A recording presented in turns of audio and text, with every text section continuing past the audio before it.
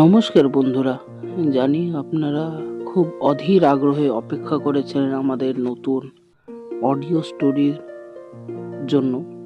তো আজ আমরা যে গল্পটি শোনাবো তা লিখেছেন সাহিত্যিক হুমায়ুন আহমেদ। তার একটি ছোট গল্প জাদুকর।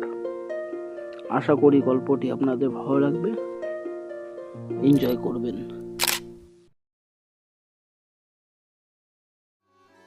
আজ বিদ্যালয়ে বাবলু খুব ভয়ে ভয়ে আছে, কেননা আজ হাফ ইয়ারলি পরীক্ষার অঙ্কের খাতা দিয়েছে।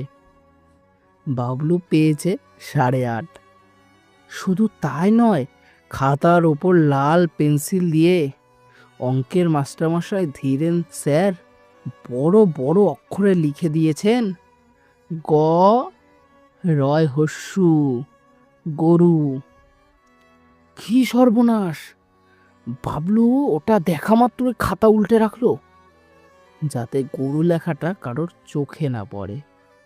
কিন্তু ধীরেন স্যার মেঘস্বরে বললেন, এই বাবলু, বেঞ্চির ওপর উঠে দাঁড়া।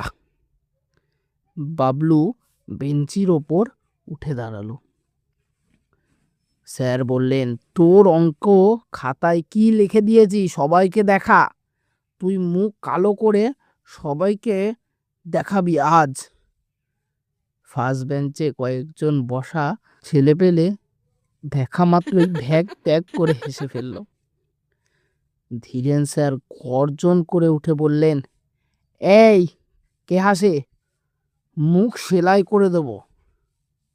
সঙ্গে সঙ্গে সবার হাসি বন্ধ হয়ে গেল। ধীরেন স্যারকে সবাই জমের মতো ভয় পায়। স্যারের পেছনে সবাই তাকে জম স্যার বলে চেনে। ফার্স্ট বেঞ্চে আবার একটু খিকখিক শব্দ হলো। ধীরেন স্যার হুঙ্কার দিয়ে উঠলেন, আরেকবার হাসির শব্দ শুনলে চড় দিয়ে দাঁত খুলে ফেলবো। নেটাশালা নাকি? হ্যাঁ? ক্লাস পুরোপুরি নিঃশব্দ হয়ে গেল। ধীরেন স্যার থমথমে গলায় বললেন, এই বাবলু, তুই ঘন্টা না পড়া পর্যন্ত বেঞ্চের ওপরে দাঁড়িয়ে থাকবি। বাবলু উদাস চোখে জানলা দিয়ে বাইরে তাকিয়ে রইল। বেঞ্চের ওপরে 1 ঘন্টা দাঁড়িয়ে থাকা তেমন কিছু না, কিন্তু বাসায় ফিরে বাবাকে কি বলবে এই ভেবেই বাবলুর গায়ে ক্ষণে ক্ষণে কাঁটা দিতে লাগলো। বাবা মোটেও সহজ পাত্র নন। ধীরেন স্যারের মতো মাস্টার তার কাছে দুগ্ধপোষ্য শিশু মনে হয়। বাড়িতে আজ ভূমিকম্প হয়ে যাবে বলাই বাহুল্য। বাবলু এই ঠান্ডা আবহাওয়াতেও কুলকুলে করে ঘামতে লাগলো। বাবলু ভেবে পেল না, অঙ্কের মতো একটা ভয়াবহ জিনিস কি করে পড়াশোনার মধ্যে ঢুকে গেল। কি হয় অঙ্ক শিখে? তৈলাক্ত বাঁশ বেয়ে বাদরে উঠবার দরকারটা কি? আচ্ছা ঠিক আছে, উঠেছে উঠে পড়ুক, কিন্তু প্রথম মিনিটে উঠে দ্বিতীয় মিনিটে আবার পিছলে পড়বার প্রয়োজনটা কি? বাবলু একটা দীর্ঘশ্বাস নিয়ে ফেলল। স্কুল ছুটি হলো 5টায়। বাবলু বাড়ি না গিয়ে স্কুলের বারান্দায় মুখ কালো করে বসে রইল। স্কুলের দপ্তরি অনিশ মিয়া বলল, কি ভাই, বাড়ি যাবা না? ছোট ভাই, বাড়ি যাও। বাবলু বলে, আমি আজ এখানেই থাকবো গো দাদা। কও কি ভাই, বিষয় কি? বিষয় কিছুই না গো, তুমি ভাব। আনিস মিয়া একগাল হেসে বলল, পরীক্ষায় ফেল করছো নাকি? বাড়িতে থাইকা নিতে না আইলে কি যাইতা না, ঠিক না? অনিশ মিয়া দাঁত বের করে হাসতে লাগলো। বাবলু স্কুল থেকে ছুটে বেরিয়ে চলে আসলো। সরকার বাড়ির জাম গাছের নিচে বসে রইল একা একা। জায়গাটা অসম্ভব নির্জন, পাখির শব্দ পর্যন্ত থাকে না সেখানে। কিছুক্ষণের মধ্যেই চারিদিক ঘুটঘুটে কালো আলকাত্তার ন্যায় অন্ধকার হয়ে গেল। বাবলুকে ভয় দেখানোর জন্যই হয়তো অসংখ্য ঝিঝি হঠাৎ একসাথে ডাকা শুরু করলো। বিলের দিক থেকে শব্দে আসতে লাগলো, হাপা হাপা। হঠাৎ ডান পাশ থেকে ঝোপ নড়ার শব্দ এলো। বাবলু তাকিয়ে দেখলো ঝোপটি নড়ছে অস্বাভাবিকভাবে। বাবলুর শার্টের লম্বা হাতায় ঘন ঘন চোখ মুছতে লাগলো। এই ছেলে, কাঁদছো কেন? অন্ধকারে ঠিক পরিষ্কার কিছু দেখা যাচ্ছে না। বাবলুর মনে হলো লম্বা মতো একজন লোক ঝোপটার কাছে দাঁড়িয়ে আছে। লোকটার হাতে ভারী একটা ব্যাগ জাতীয় কিছু আছে। পিঠেও একরকম একটা বোচকা ফিতে দিয়ে বাঁধা। কি খোকা, কি হয়েছে? অন্ধকারে ঠিক পরিষ্কার কিছু দেখা যাচ্ছে না। বাবলু ফোপাতে ফোপাতে বলল, আমি অঙ্কে 8.5 পেয়েছি। তাই নাকি? জি, আর ধীরেন স্যার আমার খাতার ওপরে লিখেছে গ রহস্য বড় করে। ও গয়ু। বাবলু খাতাটা বের করে লোকটির দিকে এগিয়ে দিল। লোকটি এগিয়ে এসে খাতাটি হাতেও নিল। এবার সে স্পষ্ট দেখতে পেল লোকটি বেশ লম্বা। এই অন্ধকারেও প্রকাণ্ড বড় একটা চশমা পরা থাকায় প্রায় সমতাটা মুখটা ঢাকা পড়ে আছে। লোকটি গম্ভীর গলায় বলল, খাতার উপর গরু লেখাটা অন্যায় হয়েছে। বুদ্ধিবৃত্তির উপর সরাসরি কটাক্ষ করা, তার উপর এত বড় বড় করে লেখার প্রয়োজনই বাকি। ছোট করে লিখলেই তো হতো। বাবলু শব্দ করে কেটে উঠল। আরে নেড়েছি তাহলে সব কাঁদে না, কাঁদে না, এখন কাঁদার সময় নয়। কি করা যায় তাই নিয়ে আমাদের চিন্তা করতে হবে, ঠান্ডা মাথায় ভাবতে হবে। বাবলু ধরা গলায় বলল, আমি আর স্কুল যাব না, বাসায়ও ফিরে যাব না।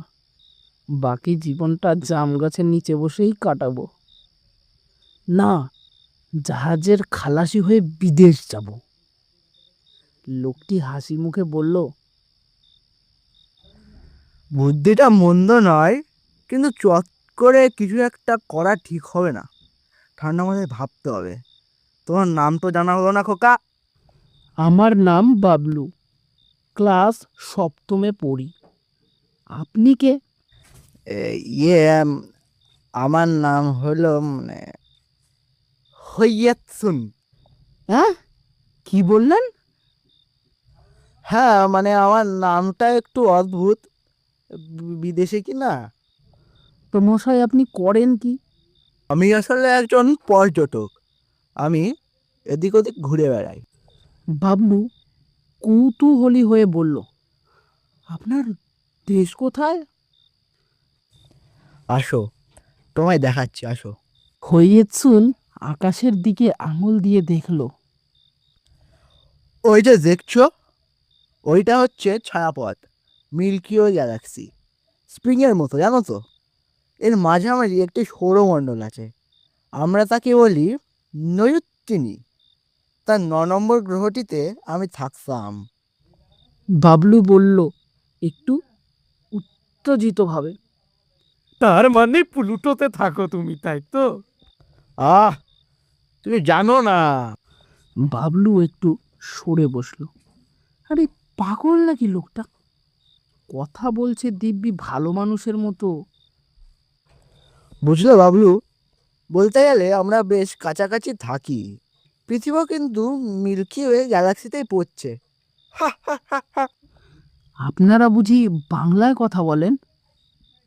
উহুম, তোমার সঙ্গে বাংলায় কথা বলছি, কারণ আমার সঙ্গে একটা অনুবাদক যন্ত্র আছে।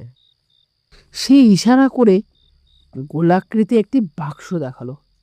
বাক্সটি তার কাঁধে ঝুলছে। মশার আওয়াজের পিন পিন একটি শব্দ আসছে ওই বাক্স থেকে। এই যন্ত্রের সাহায্যে যে কোনো বুদ্ধিমান প্রাণীর ভাষা বুঝতে পারা যায় এবং সে ভাষায় কথা বলা যায়। প্রাণীদের মস্তিষ্কের নিউরনে বিভিন্ন ধরনের যে ধ্বনির লাইব্রেরি আছে না, এবং শব্দবিন্যাসের যে সমস্ত ধারা, তা এই যন্ত্রের সাহায্যে ধরতে পারা যায়। বাবলুর এখন একটু ভয় ভয় করতে লাগলো। লোকটি বলল, এই যে চারিদিকে ঝিঝি পোকা ডাকছে, এরা কি বলছে তা বুঝতে পারবে না। বাবলুর এখন একটু ভয় করতে লাগলো। লোকটি বলল, এই যে চারিদিকে ঝিঝি পোকা ডাকছে, এরা কি বলছে তা তুমি বুঝতে পারবে যদি যন্ত্রটা তোমার কাঁধে ঝুলিয়ে দিই। দেবো? বাবলু ভয়ে ভয়ে বলল, দিন, কিন্তু ব্যথা লাগবে না তো? মাথাটা খানিকটা ঝিমঝিম করতে পারে, দিয়েই দেখো। হইয়ত শোন যন্ত্রটা বাবলুর কাঁধে বসিয়ে দিতেই বাবলু শুনল ঝি ঝি পোকাগুলো কথা বলছে। পোকা চাই, খাবার জন্য পোকা চাই। এই লোক দুটি যাচ্ছে না কেন? কি করছে, কি করছে?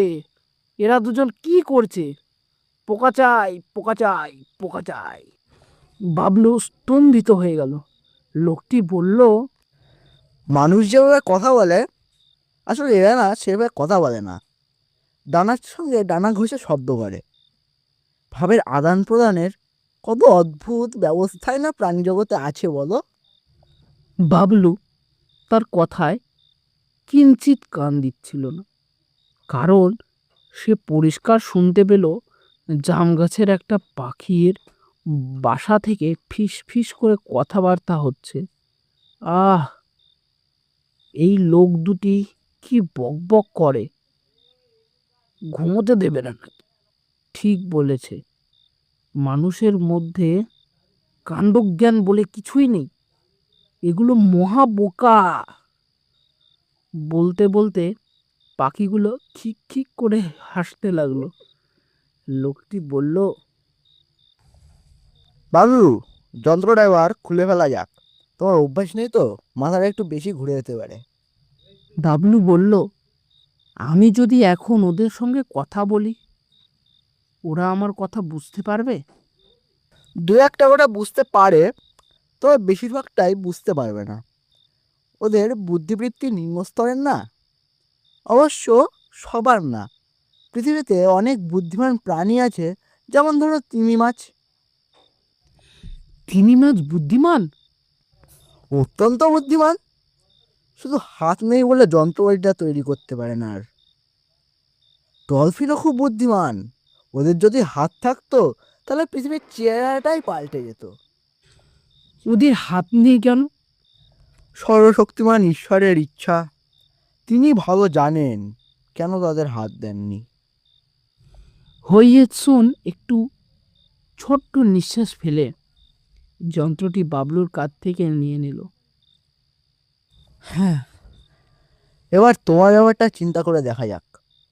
কি ঠিক করবে? যা যা খালাসি? না। তবে কি, অন্ধকারে জাম গাছের তলায় বসে থাকবে? আমি আপনার সঙ্গে যাব। তাই বুঝি? কতটা? জি। কিন্তু তা তো সম্ভব নয়। আমাদের চলাফেরার জন্য রকেট বা স্পেসশিপ চাই। আমরা এক জায়গা থেকে অন্য জায়গায় যাই সরাসরি বস্তু স্থানান্তর প্রক্রিয়ায়। তোমাকে দিয়ে তা হবে না গো। তাছাড়া আমি এখন যাব তোমাদের বৃহস্পতি গ্রহের একটি চাঁদে, তার নাম হচ্ছে গিয়া টাইটান। সেখানে অত্যন্ত বুদ্ধিমান প্রাণী আছে। আমিও আপনার সঙ্গে টাইটানে যাব। একেবারে অসম্ভব। সে একটা বিষাক্ত ক্লোরিন গ্যাসে ভরপুর। তার উপর আছে সালফার ডাইঅক্সাইড। আমার তাতে কিছুই হবে না, কিন্তু তুমি মারা যাবে। বাবলু মুখ কালো করে চুপ করে রইল। লোকটি শান্ত স্বরে বলল, তুমি বরং ভালো করে পড়াশোনা করো, কারণ তোমাদের এখনো অনেক কিছু শেখার আছে। অঙ্ক ওই 8.5 পেলে হবে না। বাবলু কোনো উত্তর দিল না। লোকটি বলল, ঈশ্বর মানুষকে প্রথম শ্রেণীর বুদ্ধি দিয়েছে গো, এটা তাদের কাজে লাগানো উচিত। ইচ্ছে করলেই এরা জ্ঞানে বিজ্ঞানে আমাদের ছাড়িয়ে যাবে। বাবলু মুখ কালো করে বলল, আমি অঙ্ক টঙ্ক কিছুই শিখতে চাই না। হইয়ত শুন হেসে ফেলল। হাসতে হাসতেই বলল, মানুষেরা প্রাণী হিসেবে কিন্তু খুব অদ্ভুত। এরা প্রায় সময় যা ভাবে তাই বলে না, মুখে এক কথা বলে কিন্তু মনে কথা ভিন্ন। তুমি মনে মনে ভাবছো এখন থেকে খুব মন দিয়ে অঙ্ক শিখবে, যাতে এ ধরনের যন্ত্র বানাতে পারো, কিন্তু মুখে বলছে অন্য কথা। ঠিক না, ঠিক না? বাবলু থেমে বলল, আপনি কি করে বুঝলেন? আমার কাছে ছোটোখাটো একটা কমিউনিকেটর যন্ত্র আছে। এদের বুদ্ধিমান প্রাণীরা কি ভাবছে তা অনেক দূর থেকে টের পাওয়া যায় গো। যেমন ধরো, যন্ত্রটা তোমার কাঁধে ঝুলিয়ে দিলে তুমি বুঝতে পারবে তোমার বাবা এবং তোমার ধীরেন স্যার এই মুহূর্তে কি ভাবছেন। তারা দুজনেই হ্যারিকেন নিয়ে খুব ব্যস্ত হয়ে তোমাকে খুঁজে বেড়াচ্ছেন। তোমাদের স্কুলের দপ্তরি কিনে আনিস মিয়া বাসায় গিয়ে খবরটা দেওয়ার পর থেকেই তোমার বাবা খুব অস্থির হয়ে পড়েছেন গো। তোমার বাবার মনের অবস্থাটা বুঝতে চাও? বাবলু মাথা নাড়ল। সে বুঝতে চায়। লোকটির যন্ত্রটা কাঁধে ঝুলিয়ে দিতেই বাবলু শুনল, বাবা মনে মনে বলছেন, আমার পাগল ছেলেটা কোণে অন্ধকারে আসে গো, একা একা বসে। কে জানে, মাত্র 8 পেয়েছে, তো কি হয়েছে? আহা বেচারা, আমার ভয়ে বাড়িতে আসতে পারতেছে না। না, আর কোনোদিনও রাগারাগি করব না। ভাবতে ভাবতে বাবা চোখে জল মুছলেন। ধীরেন স্যারও ঠিক একই রকম কথা ভাবছেন। আহারে, বাচ্চা ছেলেটা কোথায় না কোথায় বসে আছে অন্ধকারে। খাতায় গ রহস্য বড় করে লেখার অন্যায় হয়েছে খুব। সেই লজ্জাতেই বাড়ি যাচ্ছে না। না, ছাত্রদের সঙ্গে আর একটু ভদ্র ব্যবহার করা দরকার। না, আর এইরকম রাগারাগি করব না। বাবলুটাকে রোজ 1 ঘন্টা করে অঙ্ক শেখাবো। কি শুনলে এদের মনের কথা? তাহলে যা যে খালাস হওয়ার পরিকল্পনা এখনো আছে তো? জি না। ভালো, খুব ভালো। তা বাবলু সাহেব, আমার তো এখন যেতে হয়। আর একটু বসুন না আপনি। না, আর বসা যাচ্ছে না। তোমার বাবা আর স্যার এদিকেই আসছেন। আমাকে দেখলে ব্যাপারটা ভালো হবে না। যাই তাহলে, কেমন? তার কথা শেষ হবার আগেই বাবাকে এবং ধীরেন স্যারকে দেখা গেল। দপ্তরি অনিশ মিয়া একটি হেরিকেন হাতে আগে আগে আসছে। বাবলু ভিন গ্রহের লোকটিকে আর দেখতে পেল না। বাবা এসেই প্রচণ্ড একটা চর বসালেন। রাগী গলায় বললেন, এই বয়সে বদরামি শিখেছিস জানোয়ার? বাড়ি না গিয়ে জাম গাছের নিচে বসে ধ্যান করা হচ্ছে। তার পিঠের ছাল তুলে নেবো আজকে। ধীরেন স্যার থমথমে স্বরে বললেন, খারাপ পরীক্ষা হয়েছে, কোথায় তাড়াতাড়ি বাড়ি ফিরে বই নিয়ে বসবি তা না, সাত খোপের আড্ডার মধ্যে বসে থাকা। আগামীকাল তুই সারা পিরিয়ড আমার ক্লাসে নীল ডাউন হয়ে থাকবি। গরু, কি আর সাধে লেগেছে তোকে? বাবলু এদের কথা একটুও রাগ করলো না, কারণ এখন সে নিশ্চিত জানে এই সব তাদের মনের কথা নয়। তাছাড়া সে হারিকেনের আলোয় স্পষ্ট দেখতে পেল বাবার চোখ ভেজা। বাবা কাঁদতে কাঁদতে তাকে খুঁজছিলেন। তো এই ছিল আজ আমাদের গল্প জাদুকর। আশা করি আপনাদের ভালো লেগেছে গল্পটি। সম্পূর্ণ শোনার জন্য আপনাদের সবাইকে অন্তর মন থেকে, হৃদয়ের গভীর থেকে ধন্যবাদ। সুস্থ থাকবেন, সবল থাকবেন, ধূমপান অবশ্যই করবেন না।